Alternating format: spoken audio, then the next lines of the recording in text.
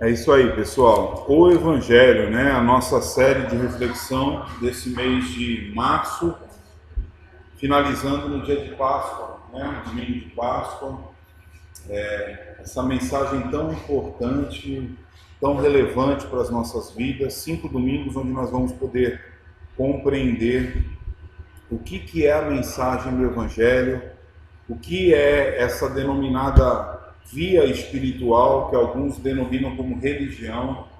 Nós vamos pensar um pouquinho também sobre o que é graça barata oferecida no meio evangélico brasileiro hoje, como é que nós propagamos o Evangelho dentro da nossa cultura, e vamos ver a essência da mensagem do Evangelho, que é o amor de Deus alcançando o pecador e reconciliando o mesmo através da cruz de Cristo Jesus. Irmãos, essa série brotou em nosso coração o desejo de não só entender o conceito, mas que esse conceito e todo o contexto que está por trás do Evangelho seja vivido de maneira prática e relevante na minha vida e na sua vida. Eu lembro que a primeira vez que eu e o Anderson conversamos sobre isso, a gente pensando em tudo que a gente vive, as pessoas por onde a gente vive, será que os cristãos eles entendem o que é realmente o Evangelho?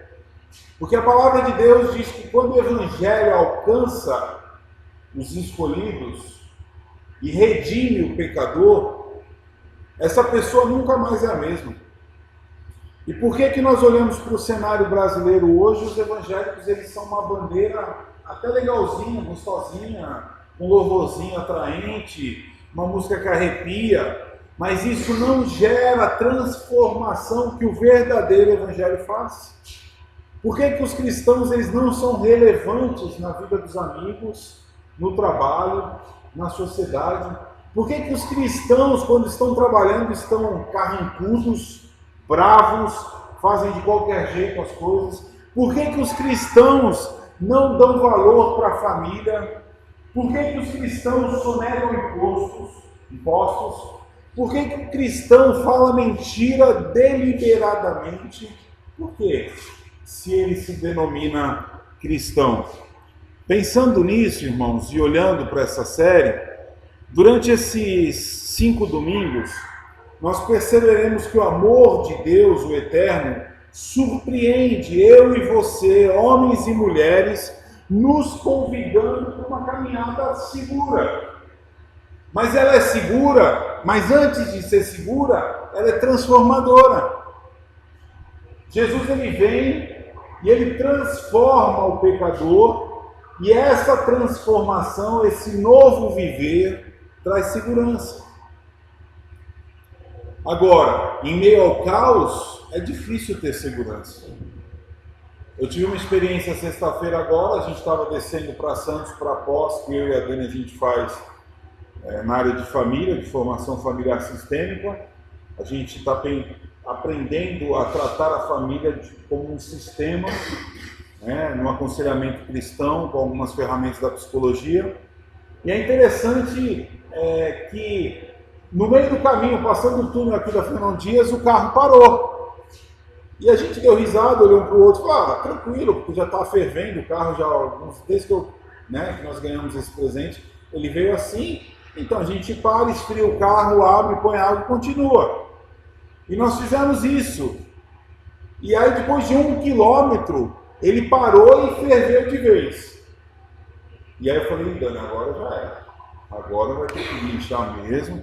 E irmãos, nós estávamos numa curva da Fernão Dias, olhava para cima, tinha pedra, olhava para o lado dos caminhões passando, e essa sensação de insegurança amedrontou a mim, a Dani, as crianças, a ponto de nós não vermos a hora do guincho chegar, para sair dali correndo. Esse mundo nos traz insegurança. E é interessante que o paradoxo do Evangelho nos faz ter segurança. É aquela ideia de não importa o que está acontecendo, Jesus ele é o Senhor da minha vida, Ele cuida de tudo. E eu posso descansar. Então, queridos, Jesus de Nazaré, Ele não só viveu no meio dos homens, O Messias que era prometido no Antigo Testamento, ele nasce de uma barriga de uma mulher comum, ele vive no meio das crianças e cresce, e ele estabelece o reino, e ele vive, ele chama 12 homens comuns como eu e você para dar o start da jornada cristã. E Jesus ele caminha com esses homens dia e noite durante 3 anos, ensinando-os, e ele então cumpre a sua missão. Por isso que eu coloquei ali, e a letra fala isso, missão é ação, transforma e abençoa. Missão é você sair da zona de conforto e fazer o que você tem que fazer. E Jesus fez isso. Ele era Deus, ele não precisava morrer como homem. E na cruz romana, que era a vergonha da época, morrer de maneira romana, na morte de cruz, onde só bandidos morriam desse jeito. Ou seja, queridos, o Evangelho, ele é o caminho, ele é a verdade, ele é a vida. Se você pudesse dar um conselho para algum amigo seu, alguma amiga sua, que transformaria a vida dessa pessoa, é essa mensagem. É a mensagem da vida, é a mensagem que traz esperança. E é uma mensagem que a pessoa só vai usufruir pela fé. Esse enigma é maravilhoso, porque não é uma receita, olha, você faz assim, assim, assim, você vai conseguir isso. A pessoa vai ter que desenvolver fé, vai ter que acreditar, vai ter que esperar, vai ter que ter paciência, vai ter que ter esperança. Por isso que o justo vive pela fé. Irmãos, a caminhada é assim. A caminhada é assim. Não tem outra maneira. Portanto, o Evangelho, irmãos, segundo o cristianismo, no mundo inteiro, ele é o poder de Deus. Ele é a mensagem poderosa que salva o pecador. Irmãos, vocês já perceberam que às vezes você olha para uma pessoa e fala, meu, esse não tem jeito, esse cara não tem jeito, essa mulher não vale nada. O Evangelho, as boas novas de Deus, vai em direção a quem não vale nada, a quem não tem jeito. Eu vejo isso pela minha vida. Embora eu tenha crescido e se desenvolvido, estudando em boas escolas, recebendo a direção do meu pai do que é certo e errado, e da minha mãe, mas eu fazia coisas que nem eu acreditava, e continuo fazendo. Mas hoje, com o livre direito de agir dentro daquilo que é certo e errado no princípio de Deus para a minha vida. Ou seja, eu não tenho livre-arbítrio de fazer o que eu quero. Hoje, alcançado pela cruz, eu tenho livre direito de agir, livre agência, dentro do princípio de Deus, do que é certo e do que é errado. Sabendo que é o pior, né? Porque quem não sabe, tudo bem, né? Mas quem já conhece o Evangelho pode agir livremente dentro de fazer o que é certo e agradar a Deus, e fazer o que é errado e sofrer as consequências do erro. Queridos, o Evangelho, ele é o caminho de Deus que salva e reconcilia o ser humano com ele. Ela é a mensagem poderosa do Eterno que salva, redime, convence, converte, transforma, justifica e santifica o pecador. Essa palavra pecador cria até um mal-estarzinho, eu também sinto quando eu ouço. Né? Porque é estranho, a pessoa diz, você é um pecador. Eu desde pequenininho eu falo para meus filhos, para eles entenderem o que é ser pecador. Pecador é escolher fazer o errado, não o certo. E nós fazemos isso direto. Hoje eu acordei o Felipe, ele estava meio cansadinho no final de semana, para lá e para cá, estrada, sol, né? E ele, desde que eu acordei, ele falava, filho, levanta. Não. Filho, vai no banheiro. Não. Não, eu vi acho que uns 15 não. Aí eu falei, próxima vez que você falar não, nós vamos conversar mais de olho no olho. Né? Na mesma altura, assim, olho no olho. Você vai levantar ou não vai? Ele já se mexeu, brabo, né? Aí levantou. Por que ele fala não, irmãos? Porque é uma coisa que ele quer, ele não quer levantar. Mas nós temos um compromisso. Não importa como esteja. Nós vamos desfrutar de uma vida em comunidade no domingo.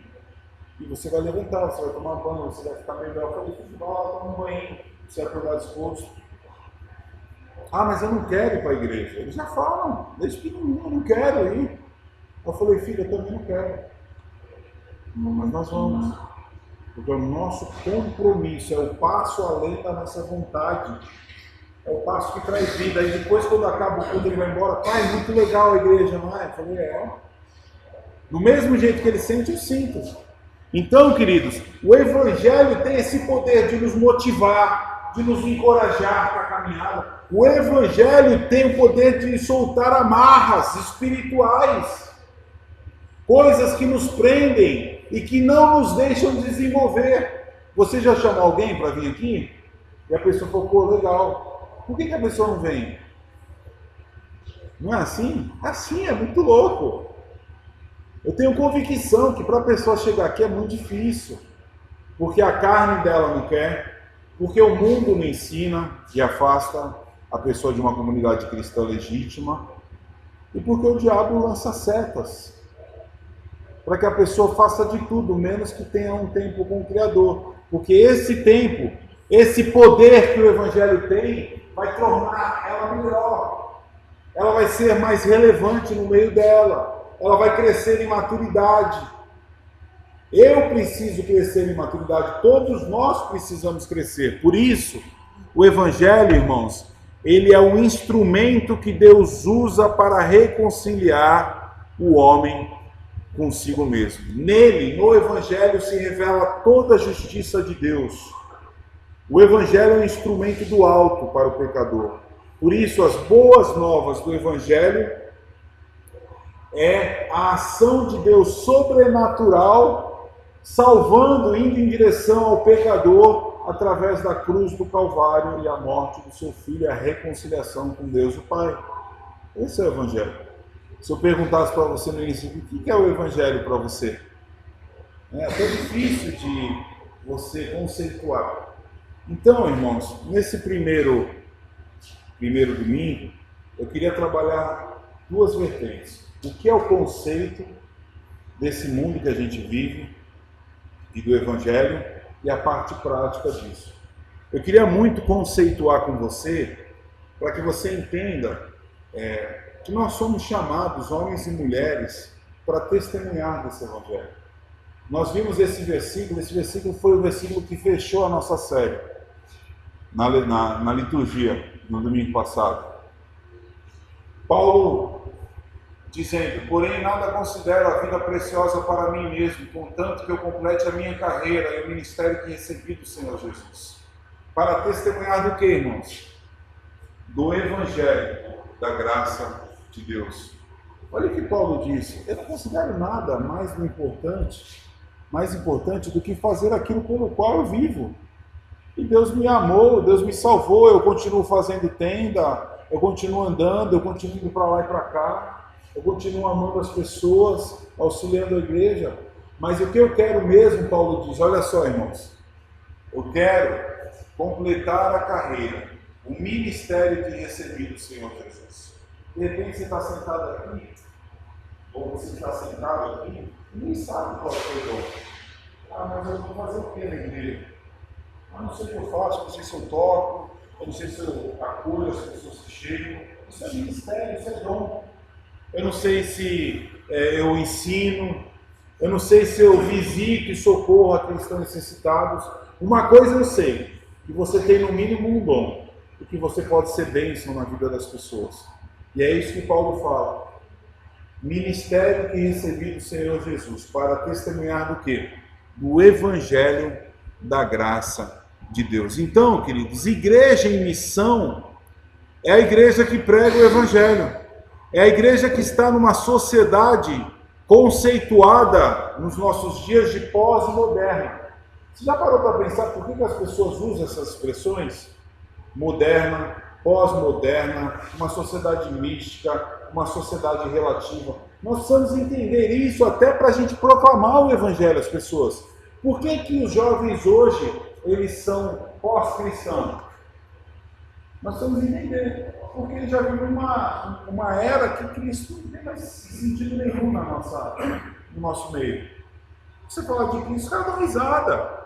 Mas por que chegou a isso? E é isso que eu quero trabalhar com vocês, desde o pós-modernismo, para que você entenda. 5 minutos eu vou traçar o panorama histórico, para que você compreenda por que às vezes você fala para a pessoa que você vai numa comunidade cristã e a pessoa não entende. Olha só, o pós-modernismo é uma força social do século XX.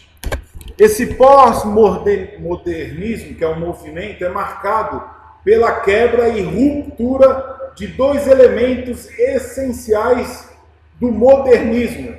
Primeiro elemento, irmãos, crença em verdades absolutas.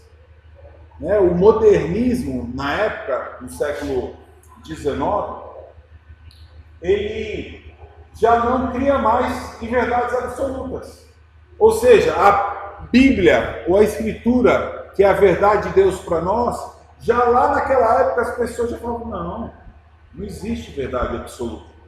Eu estou conceituando isso para você entender por que às vezes você fala de Bíblia e as pessoas não entendem. A Bíblia já não é mais uma regra de fé e de prática para o mundo.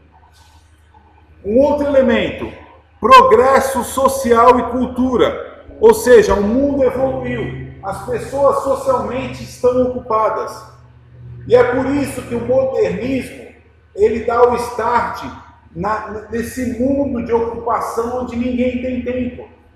É interessante nós olharmos e vermos que não há clareza sobre o pós-modernismo.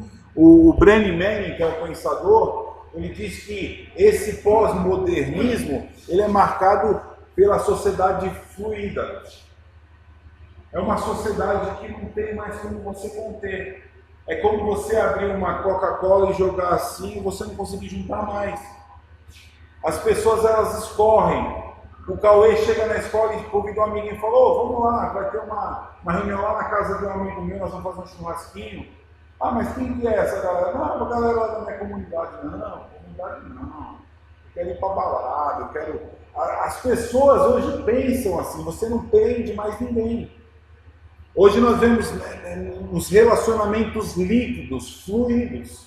Ou seja, o relacionamento, hoje eu gosto, amanhã eu não odeio, eu excluo. As pessoas pensam assim, por isso que o evangelho é difícil de você anunciar. Porque se a pessoa não quiser, ela não curte, ela não te segue, pelo contrário, ela te bloqueia. Ela tem direito de fazer o que ela quer. Isso já é um conceito lá de trás, ou seja, o pós-modernismo se associa hoje com o relativismo, que é característico desse momento em atacar os princípios, ou seja, eles só não querem se relacionar, não querem ter tempo junto, como eles atacam todas as instituições que têm princípios, têm dogmas. Então, não adianta você falar, minha igreja é legalzinha, vamos lá. Não, eu não quero princípio, eu não quero regra, eu não quero dogma. As pessoas, elas pensam isso, não adianta nem você puxar, porque elas já pensam naturalmente nisso. E aí, irmãos, a frente cultural, a frente social e a frente religiosa, que possui dogmas firmes, já não são mais algo atrativo para essa geração. Daí se estabelece o relativo. Não, certo ou errado para mim depende do ponto de vista. O que para você é errado, para mim é certo. E o que para você é certo, para mim é errado. O que é o errado e o certo? A gente precisa entender essa base filosófica para a gente poder entender o cara que está com a gente.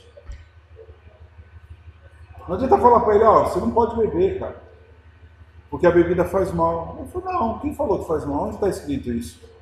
Eu faço o que eu quiser. Para mim está certo beber. Para você está errado, mas para mim está certo. E aí do relativismo, irmãos, nós migramos para o pluralismo. O que é o pluralismo? O pluralismo é a construção do pensar do modernismo. Ou seja, o pluralismo ataca tudo que é princípio e torna o relativo, trazendo intolerância a conceitos absolutos e determinando que a diversidade de pensar é muito mais importante do que propriamente seguir um conceito. Então as pessoas são assim hoje, irmãos. O misticismo nasce desse balaio de gato que é relativismo, pluralismo, misticismo, pós-modernismo. E o que é o misticismo? O misticismo é a crença na existência do mistério, do oculto, do secreto, daquilo que transcende, daquilo que é místico, que estuda o mistério, que está oculto. E isso aí nasce de Dionísio, no século V, que propaga o misticismo, onde ele bate que não há mais uma razão, mas uma percepção, uma experiência espiritual do meu individualismo.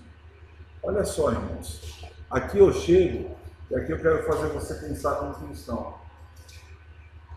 Existem muitas igrejas místicas, que é o que transcende, o que arrepia. Por isso que o cristianismo hoje não é mais eficiente. Porque nossas igrejas, elas são plurais, as nossas igrejas, elas são relativistas, as nossas igrejas, elas são místicas, e só há uma saída, é aqui que eu quero chegar. O verdadeiro Evangelho. Tendo pensado em tudo isso que está por aí, nesses conceitos que estão dentro das pessoas, se você chegar para a pessoa e falar o que é o relativismo, ela não vai. Ela não vai falar para você o que é, porque ela não sabe. Ela vai dizer o seguinte: o que para você é certo, para mim é errado, para mim é errado, para você é certo. Tudo é relativo. Ela vai dizer isso. Ela não sabe conceituar, mas na prática ela te diz isso na cara. Os nossos filhos falam isso o tempo inteiro. Ah, pai, você está quadradão. Você está quadrado. Não, para mim isso é legal para mim. E aí como é que você vai trabalhar o Evangelho? Então, irmãos, 3 linhas moldam o nosso pensar na nossa cultura brasileira.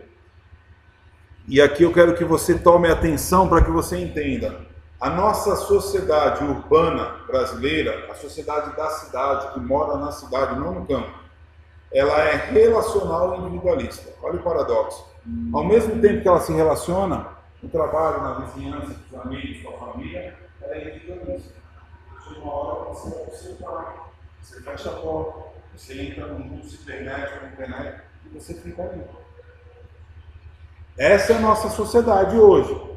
Se você deixar o seu filho com um tablet, ele vai fazer isso, ele vai te deixar sozinho em casa. Ele não vai mais se relacionar contigo. Ele vai se relacionar com todo mundo virtualmente, mas menos contigo. Porque essa é a nossa sociedade, relacional e individualista. Ela é não dogmática e não revelacional. O que é não dogmática e não revelacional? Não crê em revelação absoluta. Não crê em dogma. Não crê em resposta correta e absoluta para qualquer pergunta. Então, se você falar, o Irinho chegar no trabalho dele e falar assim, fala para ele, não, Jesus Cristo é o caminho, ele é a verdade, ele é a vida. O cara vai falar, eu não creio nisso. Essa é a tua verdade, a minha é outra. Essa é a sociedade que a gente está vivendo. E por último, é uma geração cristã mística e inclusivista. Parte de uma plataforma histórica. Olha só, nós somos históricos. Nós somos de origem presbiteriana, reformada, protestante. De lá para cá, protestante, reformada, calvinista, presbiteriana e hoje contemporânea. Essa é a nossa história. Mas olha só que interessante. É uma geração mística. É uma geração que quer experimentar, que quer ir para o monte, que quer orar, que quer a revelação além da palavra. Essa é a geração cristã. É a geração que se perdeu em meio ao que eu acho que é mais importante para mim. Por isso que ela é inclusivista. Porque ela só faz o que é bom para ela. Ou seja, queridos, não há uma resposta certa. Cada um busca a sua verdade, acreditando em sua verdade e experiência. Queridos, é impressionante como, pensando nisso, nós vamos chegar ao ponto de entender que existem implicações sérias da nossa relação ao próximo. Como nós partimos do princípio dessa série de que nós queremos anunciar o Evangelho, nós vamos entender qual é aquilo que a gente tem seguido nessa aí. Aí você vai falar, pastor, e agora? O que eu faço? O que eu faço? O que nós postamos às vezes no Facebook? Que nós vivemos contra a cultura, não é? Nós somos um povo que está caminhando enquanto todo mundo está vindo com um monte de coisa. Nós estamos indo lá com a cruz, em direção a eles contra aquilo que eles dizem de fato. Não é porque nós somos melhores, é porque nós conhecemos o caminho, nós conhecemos a verdade, nós conhecemos a vida, nós tomamos a cruz, nós negamos a nós mesmos, assumimos a nossa cruz e caminhamos em meio a esse povão vindo em nossa direção, caminhando por um caminho que não é o caminho de Deus, e nós estamos passando pelo meio. Ou seja, queridos, esse evangelho, ele é poderoso para alcançar o pecador. Esse evangelho que vai contra o humano, o narcisismo, o hedonismo, sabe o que é isso? O humano é que o homem é o centro de todas as coisas, eu faço o que é. O narcisismo é que eu nasci para ser bonito, para ser legal, para ser gostosão. Eu nasci para ser o cara. E o hedonismo, eu nasci para ser feliz. E o que eu tiver que fazer para ser feliz, eu vou fazer. Não importa se o pastor está falando não, eu vou fazer pronto. O mundo humanista, narcisista e hedonista. Nós andamos quase 200 anos em 10 minutos. Para que você compreenda, através deste domingo, o Evangelho e a mensagem. Irmãos, é nas boas novas do Evangelho que enxergamos a capacidade de restaurar essa galera toda aí que está perdida nesse mundo. É através das boas novas, as boas notícias de que há um caminho. Se a má notícia, que nós vamos estudar domingo que vem, é de que o homem está perdido, desconectado de Deus, a boa notícia é que há um caminho, que há uma verdade. Portanto, esse é o nosso texto, onde Paulo, no capítulo 1, faz uma saudação aos romanos. É o texto que nós lemos no início: não me envergonhe do Evangelho, porque ele é o poder de Deus para a salvação de todo aquele que crê. Primeiro do judeu e depois do grego. E a primeira lição, irmãos, para nós, desse verso 16, é que a mensagem é a declaração da razão da nossa fé. Tem um livretinho bem pequenininho, que está escrito assim, que a editora nossa lançou: a razão da vossa fé. Qual que é a razão da vossa fé? Em que você crê?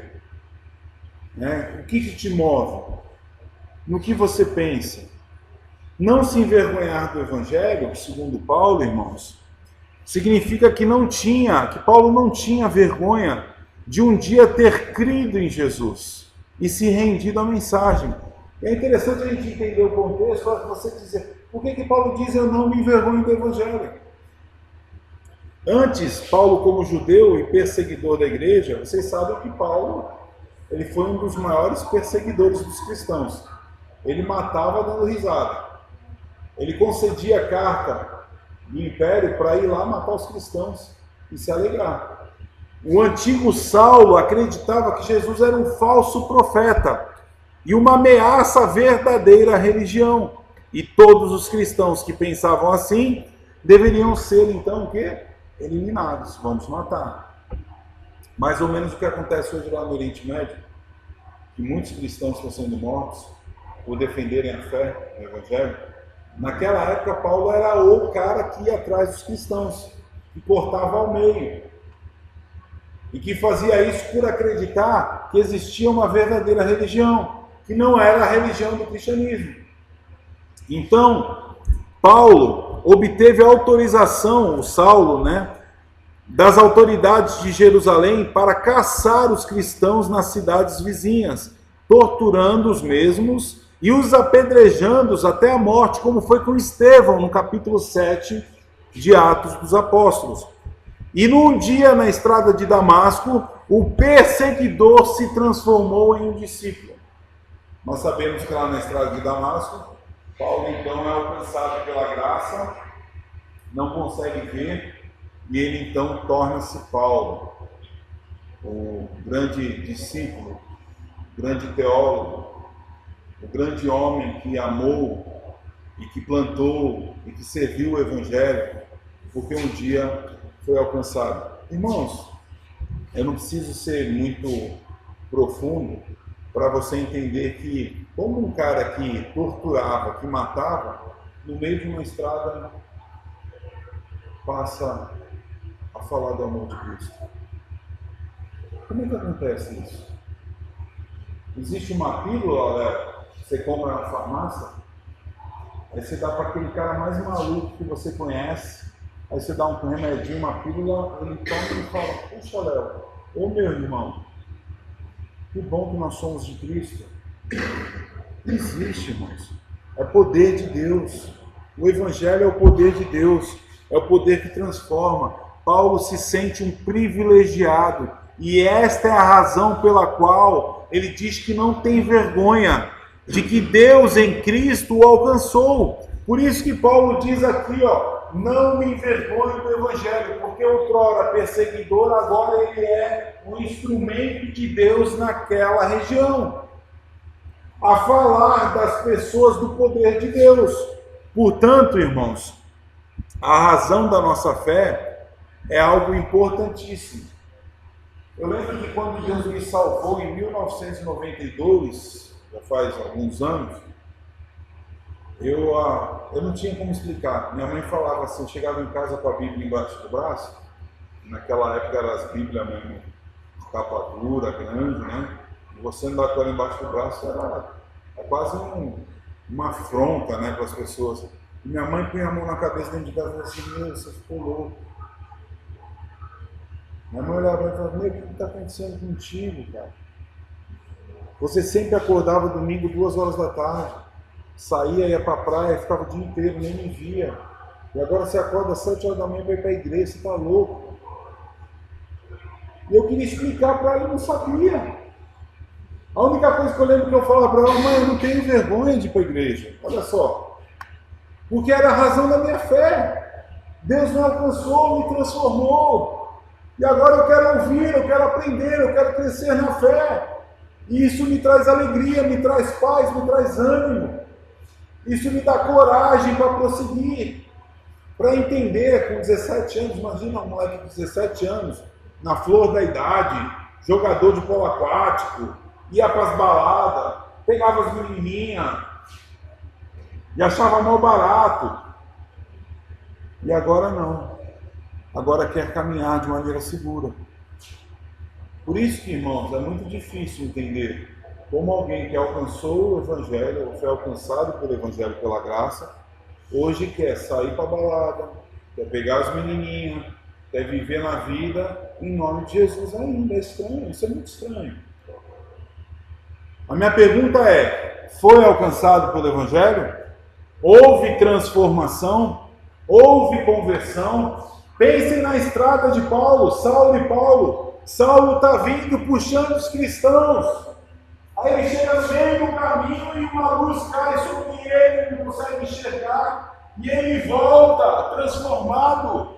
Isso é conversão. Ele converte o caminho, ele muda. Ele não é só simpático pelo Evangelho. Naquela época não tinha essa questão de ser simpático.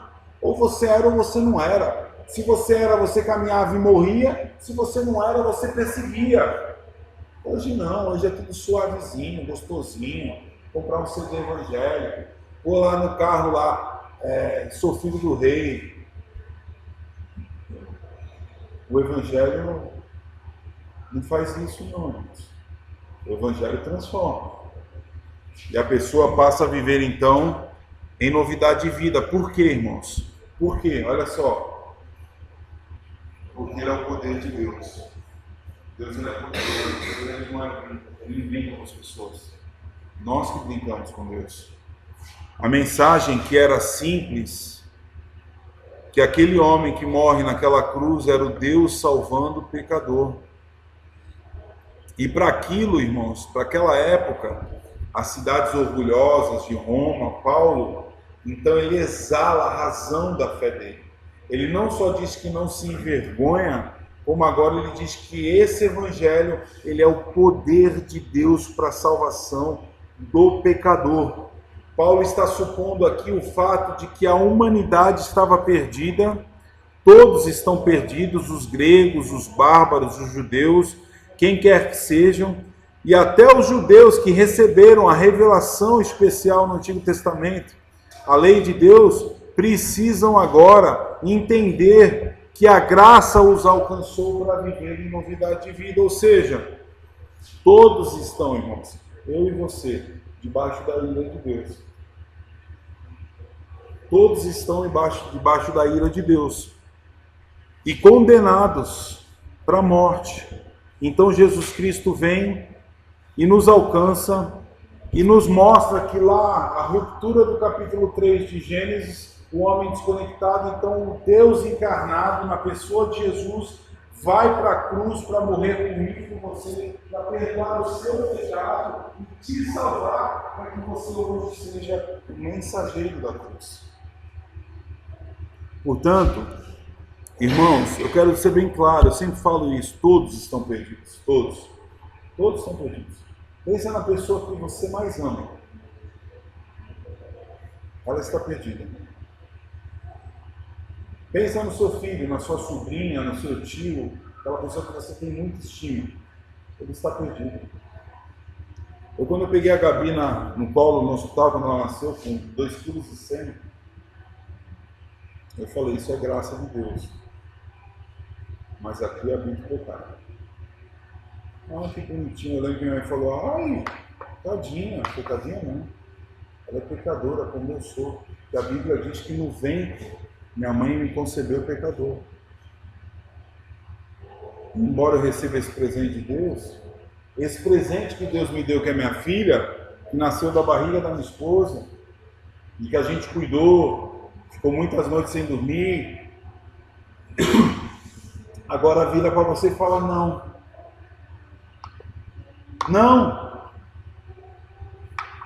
Bate o pé quando você dá uma orientação. Isso é pecado, irmãos. Isso é o pecado que está dentro de cada um. Portanto, o estado de pecaminosidade, quando ele se depara com a cruz, ele é transformado. E o cristianismo começa sempre com a má notícia de que o homem caiu, o homem se perdeu e agora ele precisa da graça para a salvação. Deus salva o pecador através do seu Filho na cruz, e essa é a manifestação clara e poderosa de Deus através do anúncio do nascimento e da morte e da ressurreição de Cristo Jesus. Essa é a mensagem do Evangelho. Essa é a mensagem que eu e você precisamos falar para as pessoas. Porque elas precisam ouvir, irmãos. É tão simples. Olha, filho, você está triste, você fica bravo, você quer estrangular. Sabe por quê? Porque você nasceu no pecado. O bem que você quer fazer, você não faz. E o mal que você não quer fazer, você faz todo dia. Mas há uma solução. A cruz. Que cruz é essa? Não, Jesus Cristo, o Filho de Deus, ele veio aqui para nascer e viver no meio dos homens e morrer, para te reconectar lá de trás a Deus. E agora você tem vida, você tem esperança, e você vai viver amparado aqui pelo Espírito Santo de Deus, já projetando a vida da eternidade. Simples, mensagem do Evangelho. A salvação está no contexto, irmãos, dessa carta, da culpa do pecado e agora a reconciliação e a paz com Deus. Ou seja, o Evangelho é o poder de Deus para a salvação do pecador. De todo aquele que ouvir a voz, a mensagem de Deus e crer. Ou seja, pastor, mas já falei, você já falou? Você já explicou? Que a pessoa está longe de Deus por causa lá de trás e ela precisa agora da cruz para se reconciliar? Falou, amém, agora ora por ele. Porque se ele for um escolhido de Deus, ele vai ser salvo. Na hora certa ele chegará. Portanto, irmãos, é a razão da nossa fé. E, em segundo lugar, a mensagem é a fonte de esperança e fé. Olha só aqui o que diz o versículo 17. Na verdade, irmãos, esses dois versículos, Romanos capítulo 1, verso 16 e 17, daria uma série inteira. Nós estamos trabalhando aqui em 50 minutos. Porque no Evangelho é revelada a justiça de Deus, uma justiça que do princípio ao fim é pela fé. Como está escrito, o justo viverá pela fé. Irmãos, compreendamos sempre que é de fé em fé, é de passo em passo. Ninguém constrói uma casa pegando uma casa pronta e pondo no chão. Você faz o alicerce, você vira a massa, você vira os ferros, você faz a medição, você enche as colunas, você vai subindo tijolinho. E assim é a nossa vida espiritual. É de fé em fé. Paulo diz que abraçar o Evangelho por inteiro com o coração envolve vida, renúncia.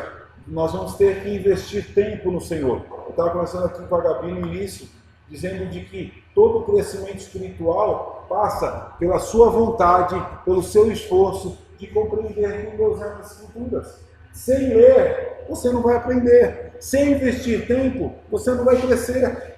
Como é que um cara chega a ser um grande jogador de vôlei? Hein, Fabrício? É só querendo ir lá no jogo, vestir a camisa e bloquear e saltar? Capaz que no primeiro salto dá um estiramento. Ele precisa se preparar. Ele precisa treinar ali todo dia. Da idade da Yasmin, terça e quinta, depois vai crescer segunda, quarta e sexta, depois segunda, terça, quarta, quinta e sexta. Não é assim? Futebol é a mesma coisa. Ninguém consegue chutar no ângulo sem chutar 400 vezes para fora. A fé é assim, é de fé em fé, é pela fé. Nós precisamos nos esforçar a desenvolver a justiça de Deus. Como Deus pode então salvar? A resposta está no Evangelho. Deus é justo e pode justificar o pecador. Deus enviou seu Filho para morrer na cruz e para castigar o pecado. Ele castiga em Jesus. Ele leva o nosso pecado à cruz e toma a justiça de Cristo e transfere ao pecador. Ou seja, Deus imputa a justiça de Cristo no pecador. Essa é a teologia da salvação. Essa é a soteriologia.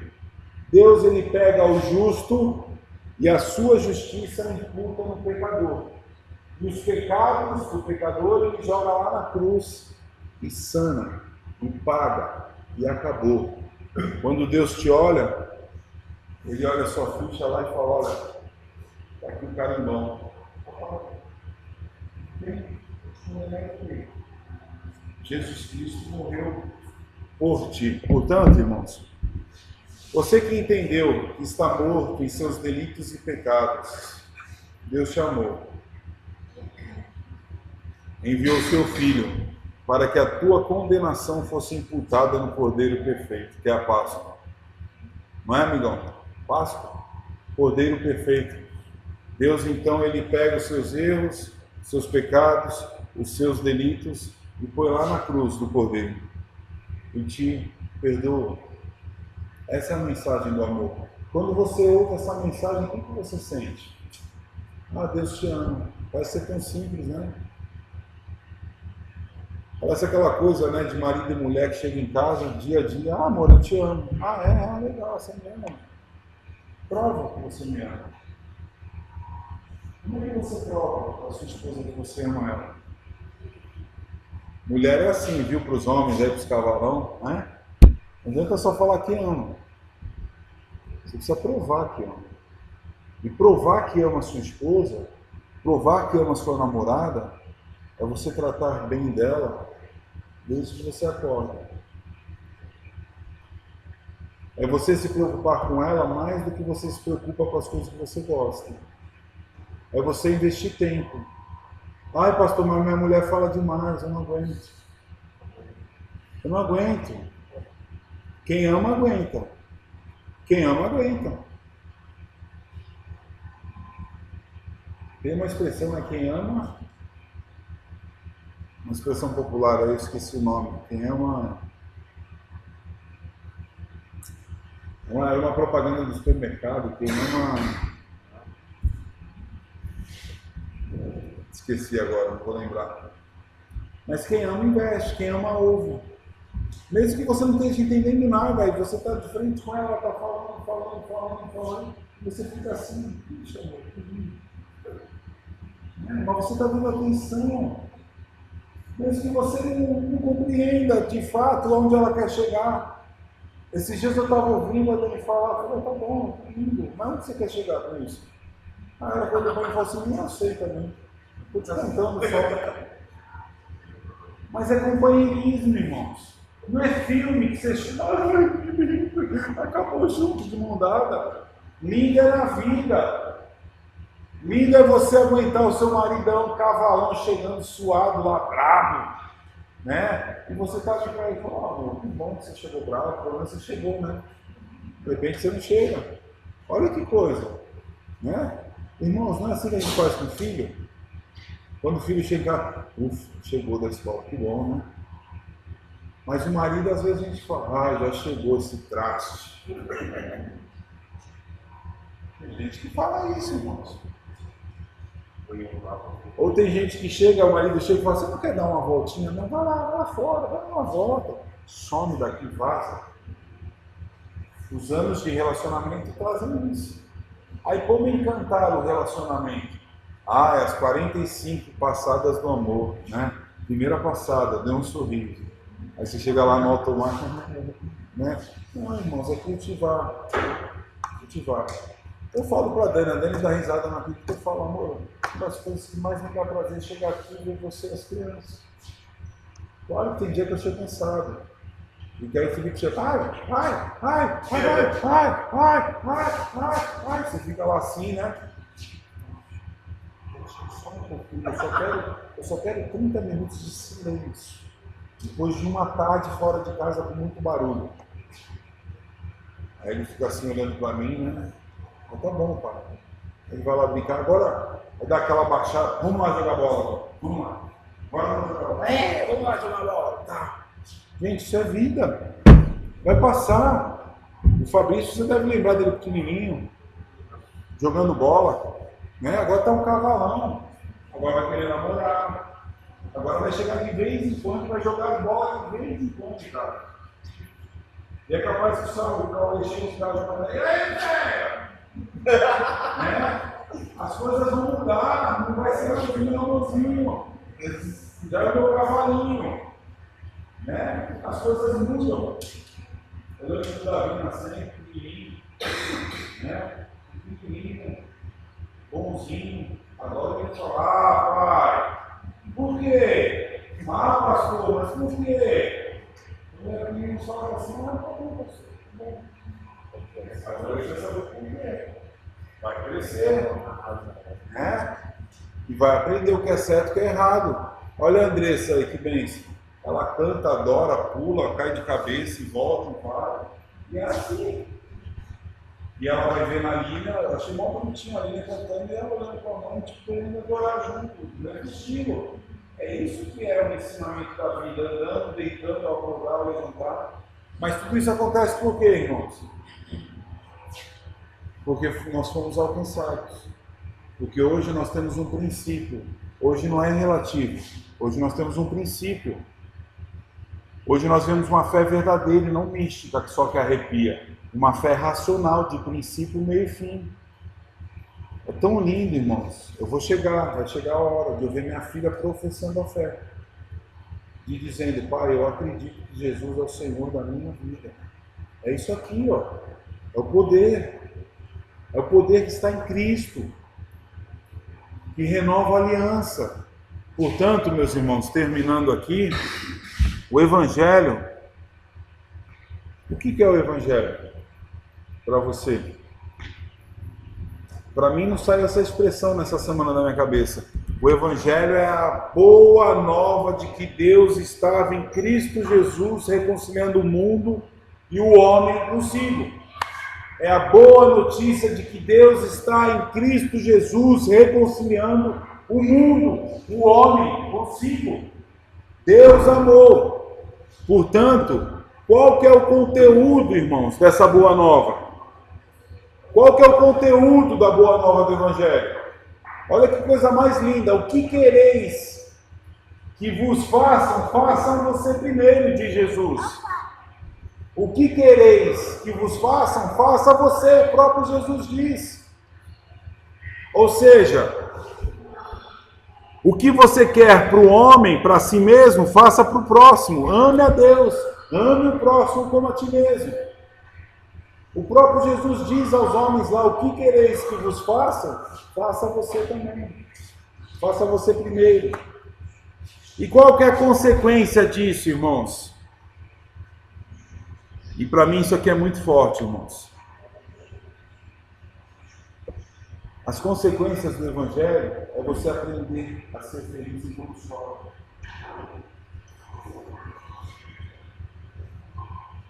A consequência daquele que foi alcançado pelo Evangelho é você ser feliz enquanto chora. Porque essa é a saída. É ter a capacidade de aprender e ter humildade para aprender, ter um espírito ensinável. Não, pastor, vamos lá, vamos caminhar, quero aprender, quero crescer, quero me desenvolver. Esses são os paradoxos do reino. É aprender a ser manso em vez de se estourar e brigar com todo mundo. Esse é o conteúdo, essa é a consequência do Evangelho. Eu sei que o Evangelho alcançou o Ivan quando, em vez de ele ter a autoridade e ter direito de brigar, ele ama. Essa é a consequência do Evangelho na vida dele. Ele prefere amar do que brigar. A palavra de Deus diz que destes, irmãos, é o reino dos céus. Mateus capítulo 5, as bem-aventuranças. Feliz é o que chora. Dê graça quando você é perseguido, porque assim aconteceu com os profetas que vieram antes de você. Destes é o reino do céu. Suportar a perseguição por causa da justiça. E aquele que é justo e bom e verdadeiro nos alcançou por amor. A consequência disso, irmão, é suportar as chacotas, suportar as perseguições por causa do reino. Jesus diz que isso acontece consigo e que você tem que se alegrar nisso, porque o verdadeiro evangelho é perseguido. O verdadeiro homem e mulher que ama o evangelho, ele é perseguido, tira um sarro, mas essa é a boa nova do evangelho. O evangelho é a boa nova de que Deus está em Cristo reconciliando o mundo e o homem consigo. Nada pode nos separar do amor que está em Cristo Jesus, o nosso Senhor. Irmãos, que essa mensagem, que esse evangelho alcance o nosso coração e eu vou compreender que eu e você entendemos o evangelho quando tudo isso que nós falamos se tornar prática na minha vida e na tua vida. E aí está o desafio, que ninguém quer mudar.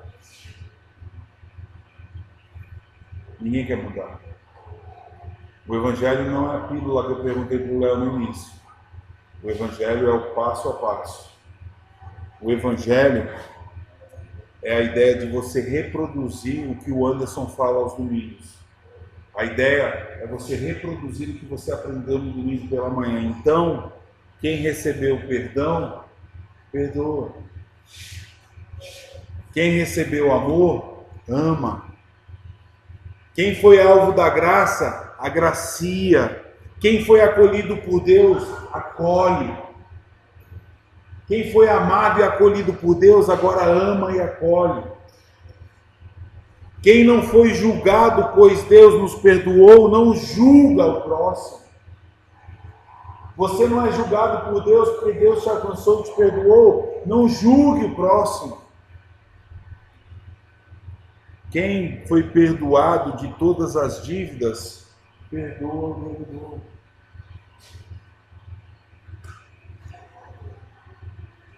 Quem é ofendido e toma um tapa numa face, segundo Jesus, dá a outra face. Queridos, o Evangelho é a boa nova de que tudo está feito, consumado em Cristo. Tetelestai, né? Está feito, está consumado. Não existe mais nada que nós podemos fazer além disso. Está pronto. O nosso passo agora próximo é o de colocar em prática a mensagem do Evangelho. Vamos orar por isso? Para que Deus nos dê a graça, pois Ele nos chamou para nós reproduzirmos esse amor em nossos relacionamentos diários. Senhor, nós queremos Te dar graça, Pai, nessa noite, nessa manhã. Queremos Te agradecer, Pai, porque o Senhor nos ama, porque os nossos pecados foram imputados na cruz e a justiça de Cristo nos alcançou. E por isso nós somos mais que vencedores, o Senhor nos ama. E a mensagem do Teu Evangelho é a boa notícia de que o Senhor nos reconciliou contigo através da cruz de Cristo Jesus, o Teu Filho, nosso Senhor. Nos dê coragem, Pai, para sermos relevantes e reproduzirmos as bem-aventuranças do Senhor em nossa vida diária. Obrigado, Senhor, pelo Teu amor. Encha-nos da Tua graça e nos dê uma boa semana. E que o grande amor de Cristo, irmãos, a graça de Jesus Cristo, nosso Salvador, e o poder sobrenatural do Espírito Santo nos capacite a viver em novidades de vida, desde agora e para todo sempre. Amém. Queridos, Deus te abençoe, um bom domingo, cumprimente a pessoa que está ao seu lado e até domingo que vem, em nome de Jesus. Um grande abraço.